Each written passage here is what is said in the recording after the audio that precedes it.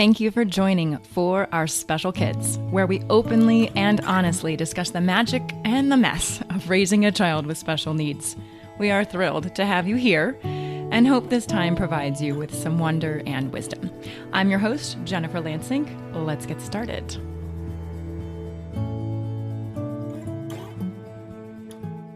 Thank you so much for being patient with me this week. I had an extremely busy and super fun week last week, but I did not get a recording done, so I apologize. I'm going to go ahead and revisit an episode from last year with the attachment nerd.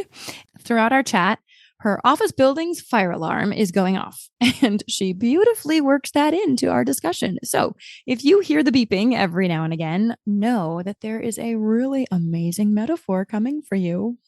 Thanks for your patience, and we'll be back with something new next week. Have a wonderful day. Well, today I am with Eli Harwood, who is a licensed therapist, author, and educator who has more than 16 years of experience helping people process their early traumas and develop secure attachment relationships with their children and partners.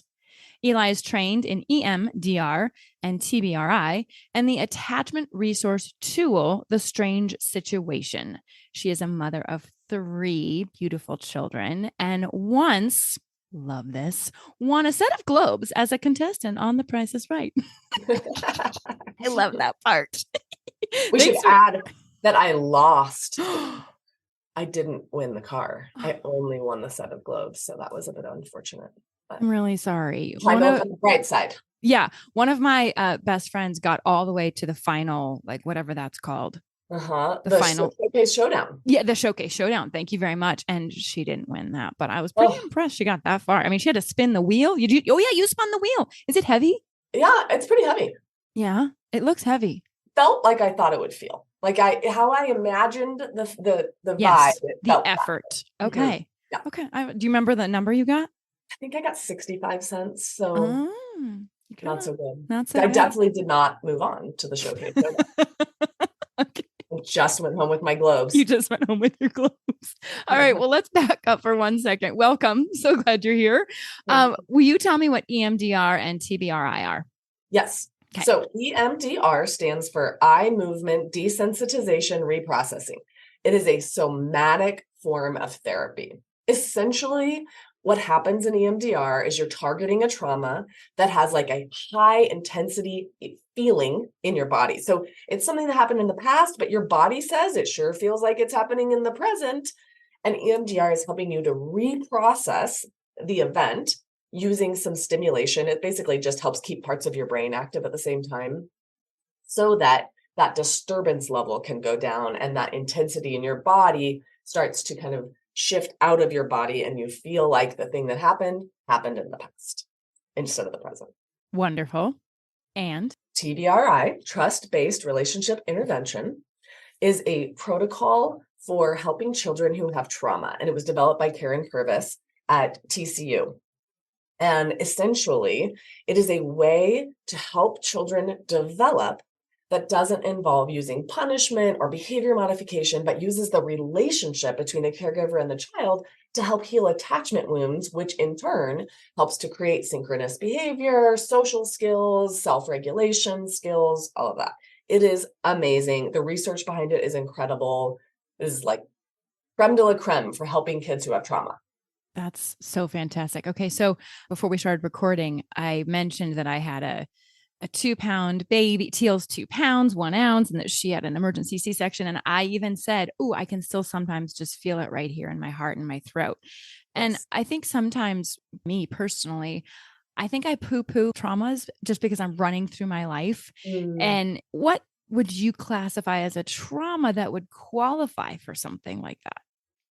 So trauma is an interesting word because we use it to describe multiple different things. So we use it to describe the event, right? And we use it to describe the effects of the event inside of the person.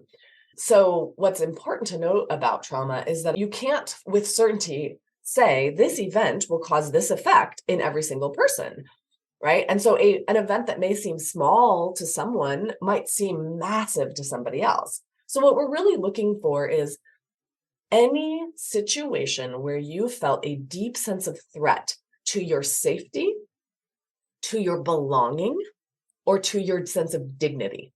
This is my definition of trauma, by the way, but I love it. I really like that definition. Say those three again.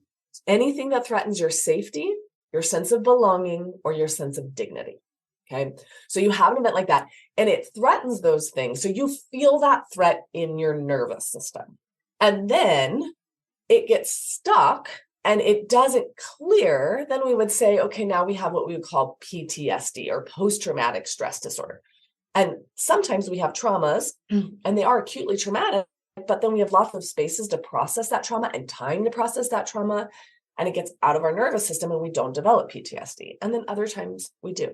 And a lot of it depends on how complex the trauma is, what our support network was like at the time that we had the trauma, right? I mean, there's sort of a social joking of the word trauma that also kind of adds into this where, it's like, oh, I just saw so-and-so with their shirt off. That was traumatic. Right? Oh, right. Yeah. Yeah. That's not exactly traumatic. No, nothing about seeing that person do that threatened your sense of safety, your sense of belonging, or your sense of dignity. You just felt grossed out or you felt disgust or whatever. That wasn't trauma. Well, okay. So then let's go to how the trauma can be worked through using that type of a therapy approach. So the base understanding we have about human beings and human development is that we are relationally developed. Okay. So there is no story of a baby being born out of the forest and crawling their way around and surviving. We cannot survive without relationships. So we're wired for this relational process. Children that have trauma, which, staying in the NICU for a long time can be a trauma, right? It can be a trauma that, you are separated from birth parents early on or in infancy. It can be a trauma that there was something dangerous. You were abused physically, whatever the trauma is. The experience of feeling safe after that trauma is a relational experience. And what we now know about when children go through trauma is they aren't able to process it, right? There's no meaning connection. So they can't go, oh, well, it makes sense that I'm feeling kind of uneasy and overwhelmed because I was in that car accident and that semi hit the side of it, T-boned our car. All they have are the sensory details. And so the way they process the trauma is behaviorally. So they're acting out, they're not responding, they're not getting with the program, right? They're wetting their bed more often, et cetera, et cetera. And in an old school model, a behavioral model, the intervention from therapists would be like rewards and punishments. Like, oh, you peed in your bed again, or you raised your voice again, or you yelled a curse word at me. That is not okay. And so we're going to do something to try and convince you not to do that again by creating intentional suffering in you. Mm-hmm. Or you did something good and that we like that behavior, we're going to give you a reward. Mm-hmm. Well, what TBRI and all attachment-based interventions say is, no, you're struggling and you need help learning how to regulate. And so my job is not to extinguish your behaviors, it's to understand them and to help you understand them so that you can begin to do something more effective to get your needs met. Right.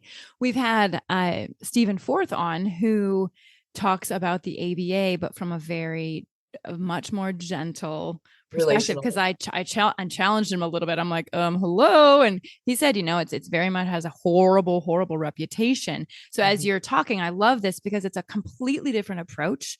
And that's one of my jobs here with the podcast is to introduce people to different ways of approaching their children. So I thank you for sharing this because it's not my job to say this is right or this is wrong, but to simply say these are options for you. So cool. Okay.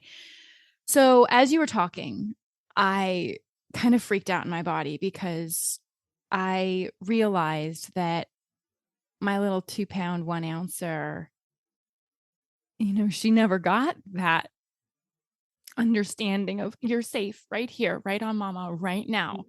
And, they had to, for her safety, put her in the bag and put her on oxygen and keep her warm and ship her off to a beeping room with tons of lights and tons of people and all of that. And I sometimes step back. Well, now I'm kind of looking at this and going, man, she's really well adjusted. Well, considering. I would challenge the notion that she didn't have relational safety. There were grownups that took her from your body and made sure she was warm and made sure she was safe and made sure there was pressure around her body that helped simulate the experience of the uterus. They made sure lights were low so that she wasn't overstimulated with light. Like the NICU process is about simulating the relational experience of being inside of your body, inside of your womb. And so that makes me feel better.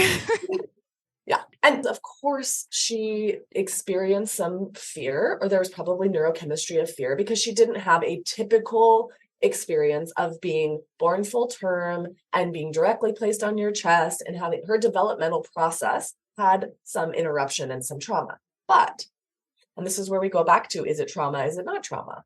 Right? There was care, there was presence.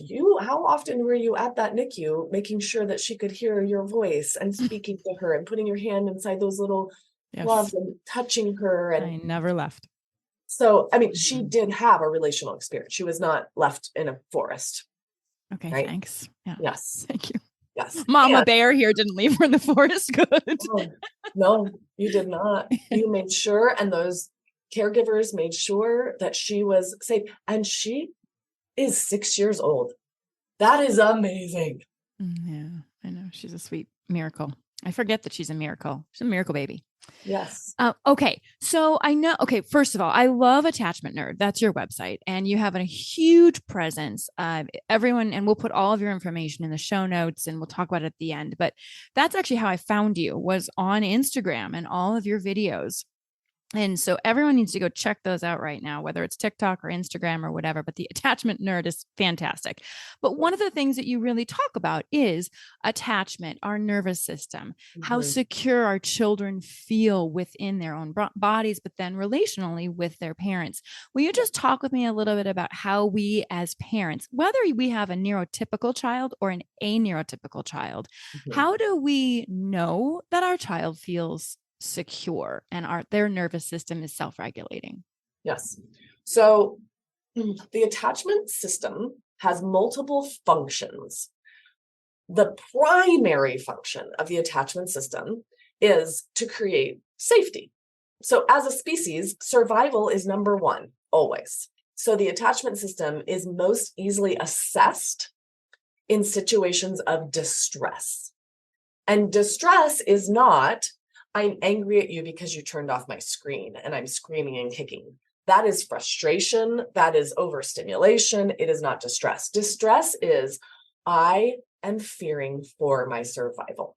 So how can you tell if your child is in a distress situation? Is really when they feel deeply scared.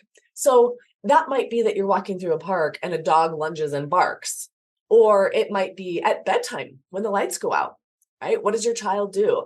And what we're looking for in terms of a secure pattern or strategy in attachment is a child who actively seeks their caregiver, actively clings to the caregiver, and then soothes within a reasonable amount of time. Okay. And what I would say about non-neurotypical children is that there's a little bit of more of a stretch on the range of those things. So a child who cannot maybe move their own body to get to their caregiver may not seek contact physically, but maybe they seek eye contact. Or a nonverbal child, right, may not be able to scream for help, or maybe very disoriented because they aren't able to cognitively process distress, right, and their body can't make that quick decision. But there's a sense that some part of them is leaning or looking or seeking for the protection of their caregiver. And what that means is that they have internalized, when I am scared, somebody shows up to help me. That is their internalized narrative. So how would that autistic child who doesn't seek the eye contact or doesn't want the touch, how does that, you know what I mean? How would it manifest? Manifest. Thank you. I'm like, what's the word I'm looking for? Yes. How does that manifest within that child? It'll be very unique to the child. So this is what's complicated about anytime we talk about child development is we want to study each child. How do they communicate? Do they flap? Is there an activating of a flapping that the caregiver knows is how they communicate? When you were talking about how your daughter doesn't communicate verbally as often, but you know what she's saying. Mhm. So you're really studying an individual child and going, how do they express distress? And how do we know they're communicating to us? So an autistic child may not be looking at you, but maybe they're clicking, maybe they're flapping, maybe they're scooting near you, or they're leaning in a direction. And the gift of secure attachment is really stemming from the caregiver's sensitivity. So their ability to attune, to accurately study and read the internal state of their child and the external cues of that internal state.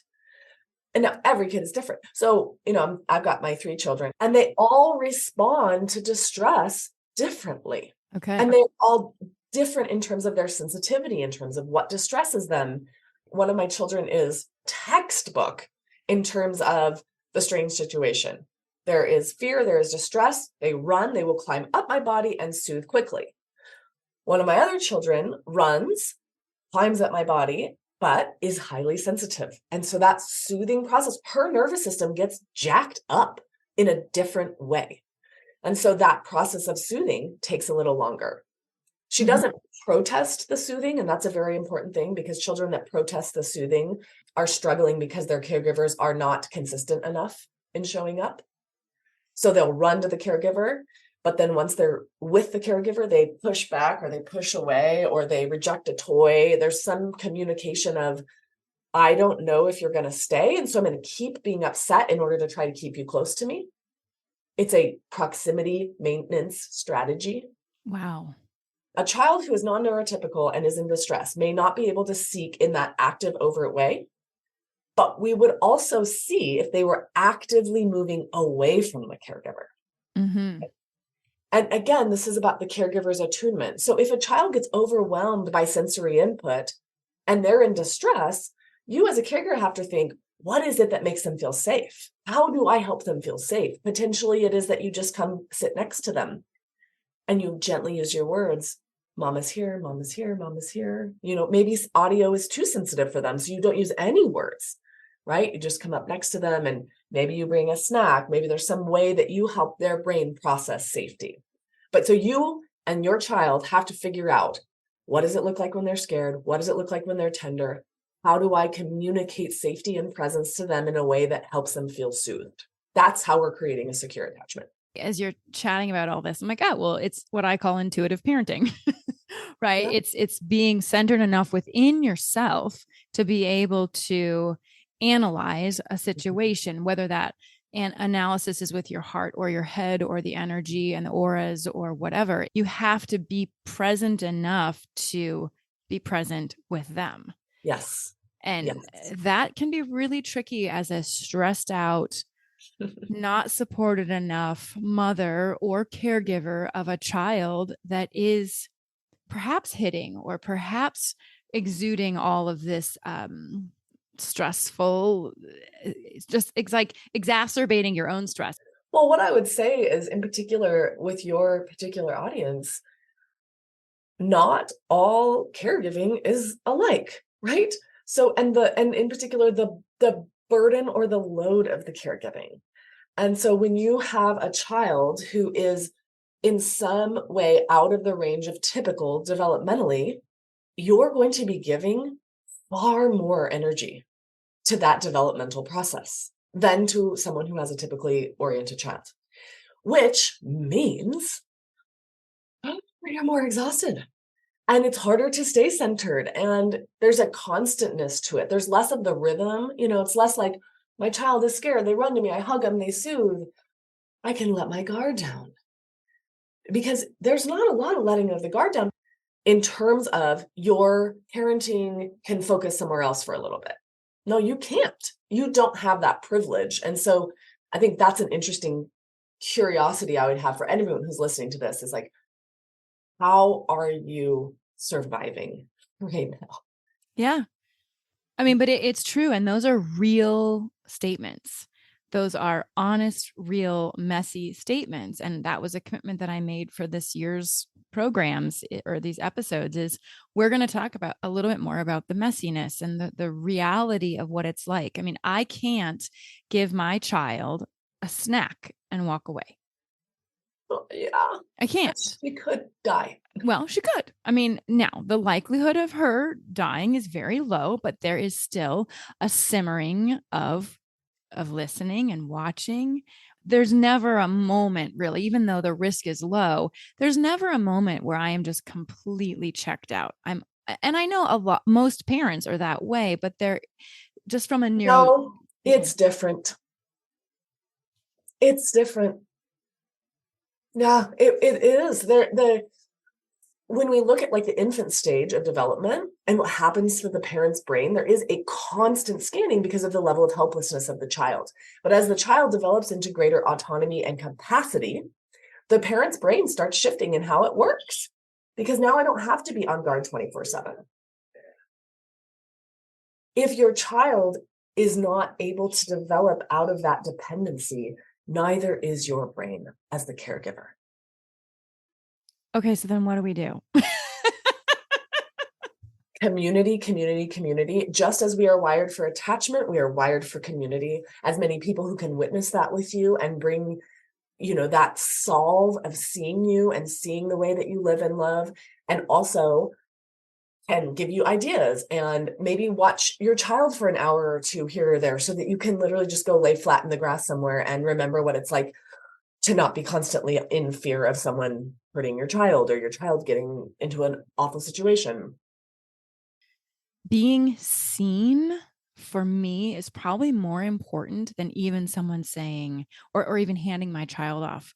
It's someone saying to me, wow, Look that's at what you're doing. hard. Yes. I mean, it's not even like, oh my God, you're such a great mom, because that really doesn't even help me. No. It's more of this recognition of your life is different. Mhm. This is hard. Yes. Which also relieves some of that guilt and blame that can come in of like, should this feel easier? Am I like, are these other people appear to be enjoying this process in a different way than I am? Is there something wrong with me? So being seen is a part of co-regulating. This is a part of our social nature. So when babies are small, we do a thing called mirroring, right? Where they go, and we look back and we're like, right? And that process is what creates identity over time. It's like, I exist.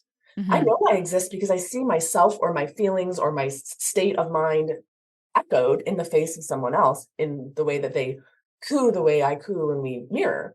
And as grown-ups, as parents in unique situations, there is a need to sit with another parent who understands, maybe doesn't have the exact same lived experience, but is studying you and seeing you and can reflect back, yeah, you're doing something epic. Mm. This is not typical parenting because your child is not typical in their development. So this is atypical parent. I mean, we call it heroic parenting. You're going far beyond simply being a parent. You're on a hero's journey. So interesting that you say that. It's even hard for me to hear it. It's hard for me to hear that. I feel myself physically pushing Mm, from that, mm, which is something for me to look at. Like, why can't I accept that?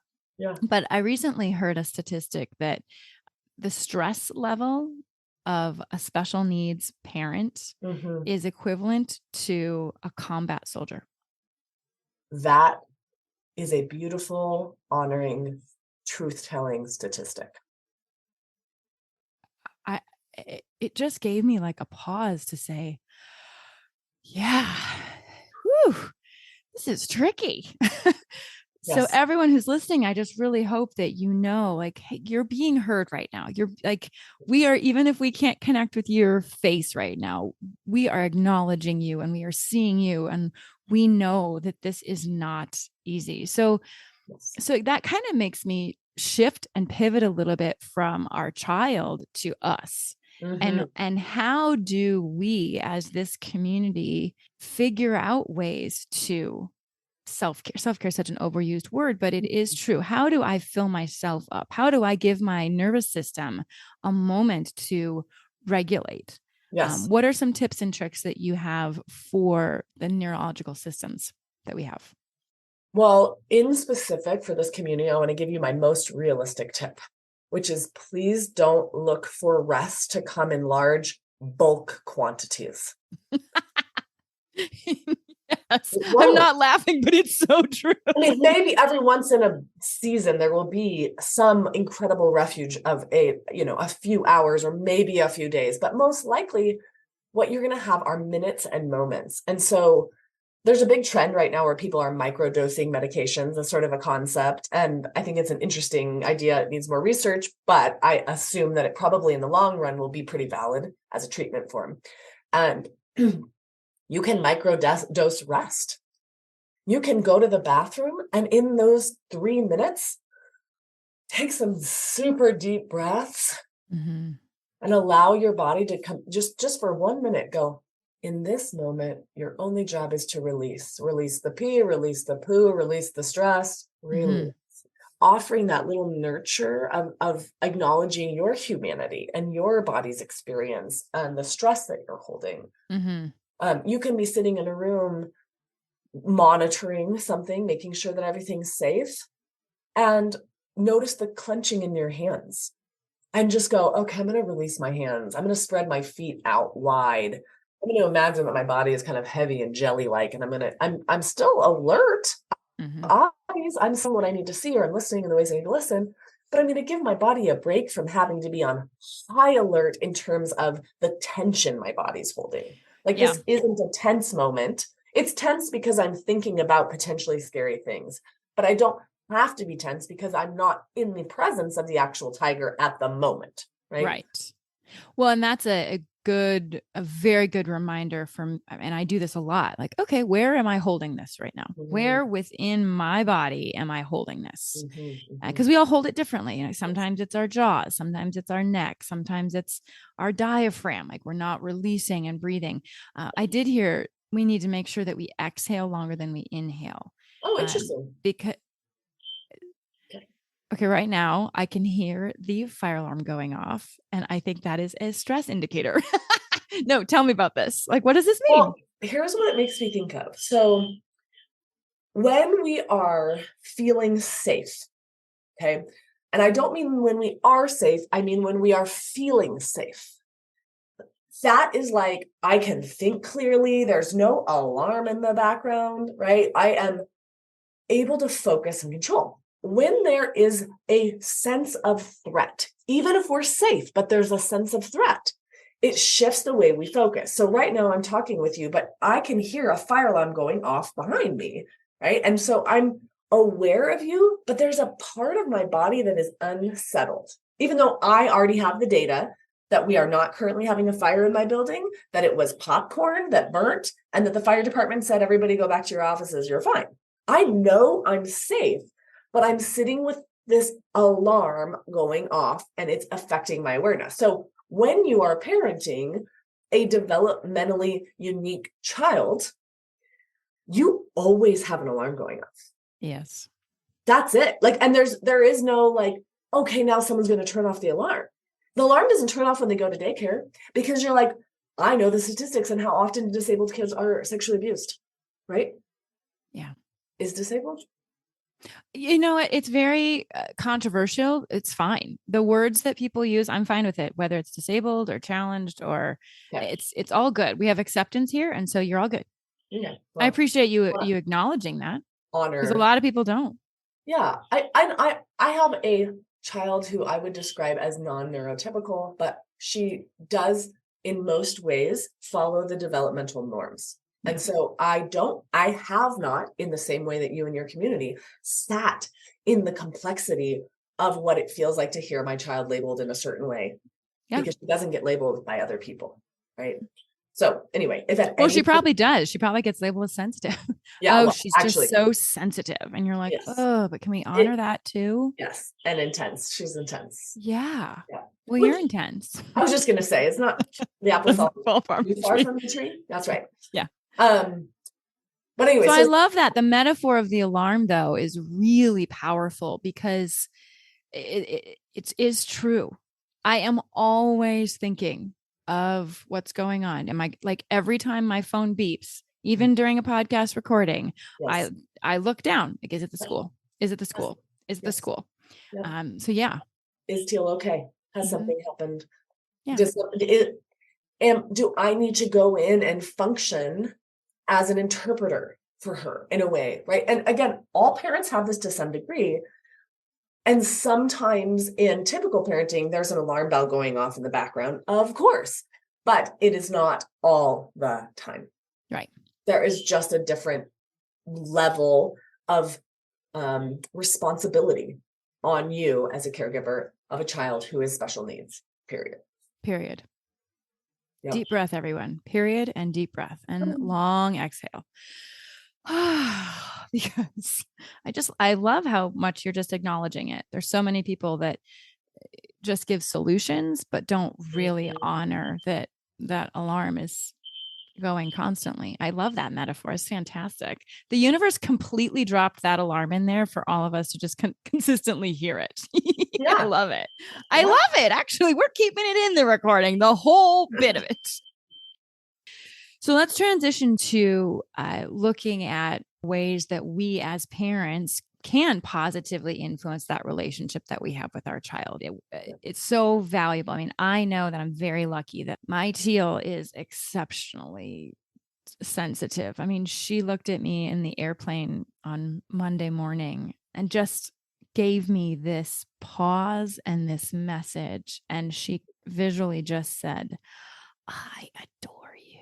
Oh. And I was like, oh my God, I love you, Teal. Like, I'm so lucky. One, that I slowed down and caught it, right? So I do give myself some props for that. And it's hard sometimes to slow down and catch those messages. But what can parents do? Let's say they have a stimming autist who runs, or they have a non-physically able child to caress and touch and hug and pull in towards them. Like, what can parents do to positively influence that neurological connection and then also just the overall connection? The best metaphor I have for this is around like getting in sync. Okay, so the human experience of connection is that we use language like we're vibing with someone, right? There's this kind of sense of I am in a particular state, a particular body state, and I'm going to recognize and notice the body state my child is in, and I'm going to do what I can to create synchronicity. And sometimes that synchronicity is helping them come into more of a calm body state like my body's in, and sometimes it's joining the excitement of their body state. So if you have a child who flaps in when they're excited, and they get excited about purple, you're going to create as much purple in their environment as you can. And you're going to join them emphatically, authentically in expressing your delight in their delight. You're so excited. Is it purple? Mm-hmm. And offering delight when they come into the room in whatever way they best receive it. So for some kids, you being loud might not create delight for them. If you're like, hi, buddy, their ears are like, no, they've got audio processing, please stop, right? So the delight might be more visual, where you're just like, yes, right? Or that might be overwhelming to them because potentially they're overwhelmed by touch, right? And so the delight is that, you come in the room and you go, okay, so no one can see you. So the first thing that you did in that pause was to like just show this huge delight without any verbal. So your whole body lit up, you got really big, and it was amazing. And then the second pause was you saying, just showing a big smile with your fingers, like just being calm with your body, but just visually smiling. Trying to make sure. Draw heart on your chest with your fingers. Yeah. If eye contact isn't the thing, if it's like, some little pinky hook that you do, that you communicate that, you're reading your specific child. What is it that they find soothing, regulating, and connecting? And where do they ignite delight? And how can you participate in that and emphasize that and join them in that? And then when they are in places of tenderness, finding ways to communicate that you are receiving their feelings and holding them with them, right? You're really upset. You're really sad. And again, verbal, nonverbal, like there's different ways to do this. A child who's not yet verbal, you don't even have to say the words. You can just go, oh, right? They're hearing that you're receiving their groans, their suffering, and that you're holding it with them. You're not freaking out. You're not leaving. You're not punishing them. So as much as you can, you're creating synchronicity. Here's the good news. According to the research of Ed Tronick, and we have some longitudinal studies on this, A child has a secure attachment with an adult when they experience that type of synchronicity 30% of the time. Not that much. No, I was like, that's not a lot, Eli.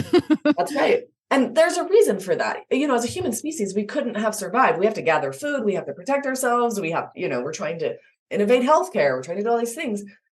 We cannot be in sync with our children 24/7. So take that pressure off yourself. I do a lot of zoning. I mean, people will ask me like, how are you doing all this social media stuff? Like, how are you doing it? I'm like, well, I'm like sitting on a couch and my kids are watching, Puff and Rock. And I'm like hitting my head against the wall watching that. And so like, I'm responding to comments on social media. Right. And we're not in sync in that moment. We're not having that attuned connection. I'm there. I'm present. They feel my presence. They like that I'm there. I like that they're there. But that's okay. That time isn't harmful to them that we aren't deeply connected. We're all just resting. And I'm listening to the cues right now. If I'm sitting on the couch and I'm on my phone and one of my children's like, mom, stop working, right? And they're starting to get agitated and distressed. Well, then that is problematic if I'm continuing to stay on my phone and I'm not going to put my phone down and give them eye contact. What do you need, pal? That's actually something I try to do verbally with Teal, because I think she only sees a device as a fun video distractor, but we use our devices for work. Yes. All the time. Yes. And so I'm very cognizant that when I'm actually doing something that is work-based, I will tell her, Teal, right now I'm sitting next to you, but your mama is doing work. Fabulous. I'm doing work right now. And then there are times when I'm just scrolling on Instagram, and I'm like, oh, nope, got to put that phone down, because it is important for me to have that connection, whether it's just holding her hand. I was in the airplane with her and she was watching a video because, hello, we got an international flight, an airplane, and she's watching a video. And I just reached down and held her hand while I was watching my own video. And so it's something that we can all create connection in very simple ways, even when we're somewhat multitasking. Absolutely. Absolutely. I love that. So much fun. Thank you very, very much for having this conversation with me. I loved having this conversation with you. And I love your energy and how excited you are about spreading positivity and helping people be connected and advocating and having authentic conversations. So thank you. Well, I think we'll have you back. I think that would be really fun. And maybe we'll do a live with you and be like, okay, let's just ask Eli questions. So we're shifting. I have one final question for you, but we're shifting it. So I used to ask one question, but since it's the new year, I'm asking a new one. Okay. All right. So tell me one positive experience that you have had with a child with special needs. I've had so many. I have to think of which one I want to share. I had the opportunity almost a decade ago to travel with a group of adoptees who had been adopted out of China, and they were returning to China as a part of kind of their process, and went to do some volunteering in the orphanages there, not so much for the orphanage's purpose, but for their own processing, to go kind of back to these spaces and understand their beginnings that they don't have visual memory and stuff. Anyway, but so I had this opportunity to be with a bunch of kids. And at the time I went to China, most of the children in orphan care were special needs children, because the one child rule had kind of been loosened. And so it was a different orphanage setting than it had been when these traveling adoptees had been in the orphanage. And there was this one particular child who, when we got there, the narrative around this child was like, she's so difficult. She's so difficult. She's so difficult. And I think that motivated me. I'm like, oh, okay, that's a challenge. Let's see if I can create some connection with this child. Yeah. But I remember, initially kind of creating that trust with her and slowly coming near her and playing with her. And then by the end of the week, like the experience of her trusting me and allowing me to like sit right next to her or hold her. And I don't know, there is something incredibly sacred about when a child allows trust with you. Yeah. So I mean, I will always think of her. She ended up being adopted out of that orphanage, and I followed her for a long time, and I still kind of just like, I have a little vibe around. Oh. Yeah, just this little tiny little thing who was probably 3 years old, but felt, 18 months maybe. Right. Oh, I love that. It's a good reminder for all of us that any label that you get, whether it's difficult or Downs or sensitive or CP or autistic, all labels are simply labels, and we can work through those and still find the beauty. I always say, like, you get to pick which labels which stickers you want to keep on and which ones you want to take off. And sometimes labels are extremely helpful because they're organizing and they help us organize our experiences or the experiences of other people around us. But sometimes they feel limiting and then you just rip them off. Like, that's not good for me, Just rip off that sticker. I like it. I ripped off some definitely that I was raised with. Woo! I mean, you can imagine this was labeled. This little person right here was labeled a lot with her energy. What a special little person you must have been. Oh, I was a handful in a good way. I feel really bad for my parents, but they're so lucky to have me. Both can be true. Love that. Thank you so very much for joining us, Eli. It's been such a pleasure, and you have just added so much value to this dialogue today. So thank you. Thank you. Make sure that people check out your website, which is attachmentnerd.com, which I love. And you also have the Nerd Herd, right? Yes. So tell me a little bit about that before we end, because it is this awesome opportunity for people to connect and get lots of resources. Yeah. Tell me about it. Well, I started creating more in-depth resources for parents after doing my social media stuff, because you just can't do the in-depth work. And I had a lot of families being like, okay, but how do we do this? Okay, but I messed this up early on. How do I change it now? And so I created some, I call them guides as opposed to classes, because who has time for classes? I don't. So I kept them short and digestible and put them into kind of little snippets so that you can do some learning around how to create this secure relationship with your kids, how to manage your relationship with your partner, which is a big part of your kids feeling secure in your home, right? How can you prevent sexual abuse? So there's a whole free sexual abuse prevention guide on my website. So if you go in, there's a basic membership and you can sign up for that, and then you get access to that. But then I have a few different options for subscribing to all of the other content, which includes all of my other videos organized by topic. So instead of going to my Instagram page and trying to scroll, you can just go in there and you can access all of that in an organized way. And I'm working on building up a community of what I would call like-hearted parents that are all deeply invested in connection with their children. So there is a village section, and you can participate in that. You can share, you can ask questions, and I'm doing more answering of bigger questions in those spaces because I don't have the time to do that on social media.